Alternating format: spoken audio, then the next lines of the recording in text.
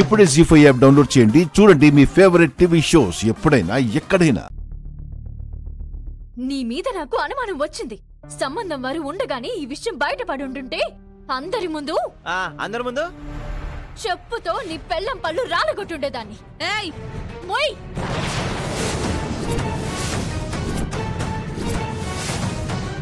బుద్ధి లేనిదానా, ఓ ఆడపిల్ల జీవితం నిలబెట్టడం కోసం నేను ఎంతో కష్టపడుతుంటే ఇలా చేస్తావా? ఒకరికి మంచి చేయకపోయినా పర్వాలేదు కానీ చెడు చేయకూడదే. మంచి చెడుల గురించి నువ్వే చెప్పాలి. మరి ఏ మంచి చెడుల గురించి చెప్పే అర్హత నాకు లేదా? లేదు. నీకుందా? అవ్వాల్సింది అయిపోయింది కదా. ఇప్పుడేంటి ఈ తొక్కలో డిస్కషన్? ఎంత నీ భార్య అయితే మాత్రం ఇది చేసే ప్రతి వెదవ పనిని ఎలా సమర్థించగలుగుతున్నావు బావా? నీ ఇంటి గురించి నీకు ఆలోచన లేదా? నీ తల్లిదండ్రుల గురించి నీకు బాధ లేదా? నాకందరికంటే నా బుజ్జే నాకు ఇంపార్టెంట్. అవును, ఏదో రోజున ఇది నీకు వెన్నుపోటు పొడిచే వరకు మారవు. ఇదిగో నా బుజ్జి అలా చేయదు. నీ సంగతి అందరి ముందు తేలుస్తాను. రా!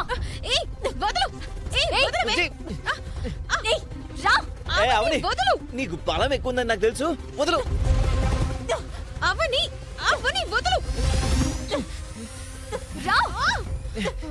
ఇంత బలం ఉందేంటే నీకు? ఇంత సునాయాసంగా లాక్కెళ్ళిపోతున్నావు.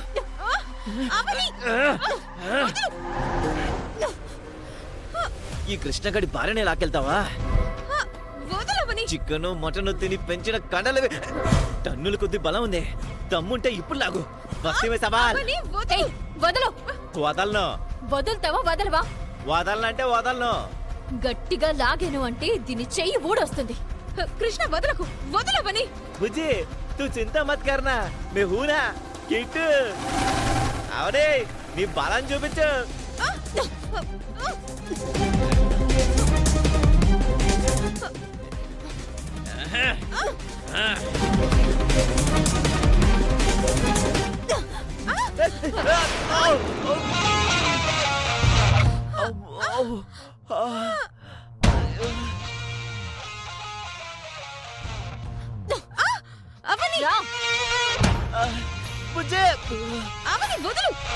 నువ్వు బరువు తగ్గాలి బుజ్జి. క్వింటా బస్తా మీద పడినట్టు పట్టావు బుజ్జి. అవని వదులు. రా వదలమంటుంటే. అవని ఒకసారి ఆగవని. ఆ లాగుడేంటి? ఏదో పశువుని తాడుతో లాక్కెళ్ళినట్టు. ఇది కూడా ఇంచుమించు అలాంటిదే కదా. రా వదులు. అవని ఇంటి గోలల్లో పడి కావ్య దగ్గరికి వెళ్ళడమే మానేశాం. ఓసారి కావ్య దగ్గరికి వెళ్ళొస్తే బాగుంటుంది. అత్తయ్య! అవని పిలుపులు మెరుపుల్లా వినబడుతున్నాయంటే హాల్లో మరో పంచాయతీ ఏదో మొదలవుతుందని అర్థం. చూద్దాం పద. పద. ఏమైందవని? అత్తయ్య, మావయ్య. ఏంటవని? ఎందాక పెళ్లి సంబంధం వాళ్ళ గోల అయిపోయింది. ఇప్పుడు మళ్ళీ ఏం గోల మొదలు కాబోతోంది? మన ఇల్లు ఓ రచ్చబండలా తయారైపోయింది. ఏం జరిగిందమ్మా? మీలాంటి జాతకం కలిగిన మీ రెండో కోడలు గారు ఏం ఘనకార్యం చేసిందో తెలుసా అత్తయ్య? ఏం చేసింది? వచ్చిన పెళ్లి సంబంధం చెడగొట్టింది.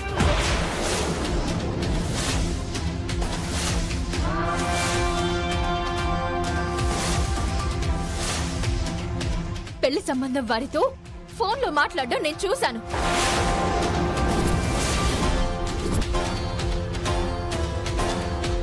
మనల్ని అవమానించడానికే వాళ్ళని ఇంటికి రప్పించింది.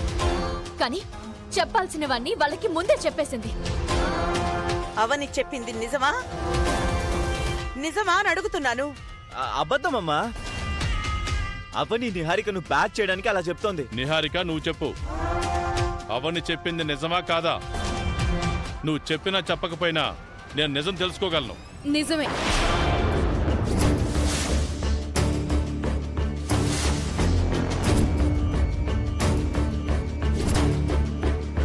సంబంధం చెడగొట్టింది నేనే.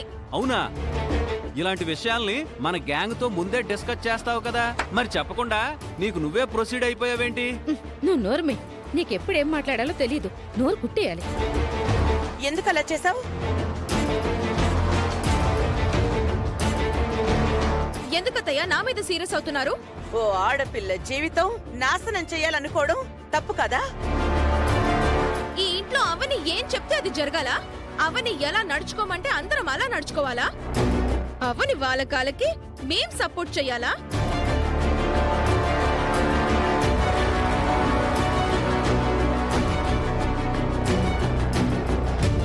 అలేఖ్యని తెచ్చి ఇంట్లో పెట్టింది, ఇప్పుడు పెళ్లి అంటుంది. అలేఖ్య పెళ్లి చెయ్యాలి అంటే ఖర్చులు తక్కువ అవుతాయా?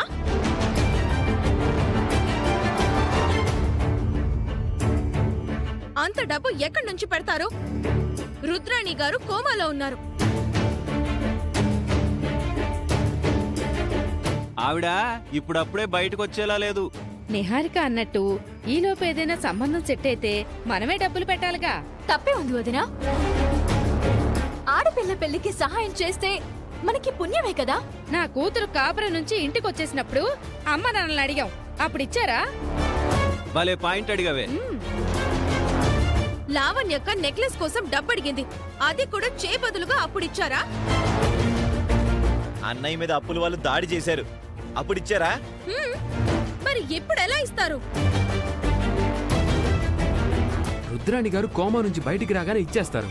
రేయ్, ఆవిడ కోటికి వెళ్ళలేదు, కోమలాకు పోయింది. కాస్త బుర్రండ మాటలు మాట్లాడు. అయినా మనది ఉమ్మడి ఆస్తి. దారిన పోయే వాళ్ళందరికీ ఖర్చు పెడతాము అంటే మేమెలా ఒప్పుకుంటాం? పెద్దన్నయ్య వదినలు ఉన్నా అస్సలు ఒప్పుకునే వాళ్ళు కాదు. లావణ్య ఉండంగా ఈ టాపిక్ వచ్చుంటే ఇంకేమైనా ఉందా? నోటికి ఎంత వస్తే అంత అనుండేది. ఈ విషయంలో మా సపోర్ట్ అయితే నిహారికే మామయ్య గారు.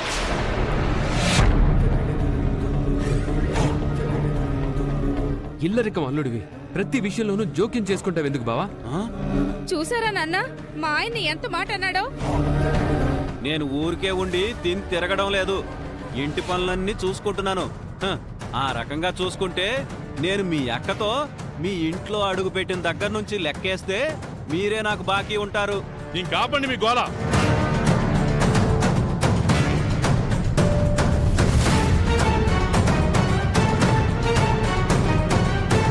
అయినా ఇప్పుడు పెళ్లి ఖర్చుల గురించి ఎందుకు మాట్లాడుతున్నారు? సంబంధం సెట్ అయిన తర్వాత చూసుకుందాం. అలేఖ్య పెళ్లికి మీరు డబ్బులు ఖర్చు పెడతాను అంటే మేం ఒప్పుకోం. ఆ సమయానికి రుద్రాణి కోలుకోవచ్చు కదా.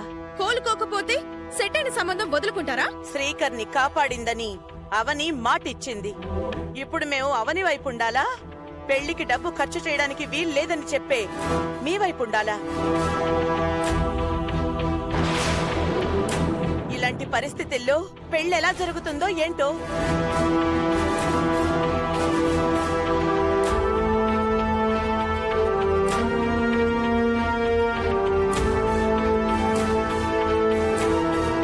జీ5 యాప్ డౌన్లోడ్ చేసి అన్ని ఎపిసోడ్స్ పూర్తి ఉచితంగా చూడండి.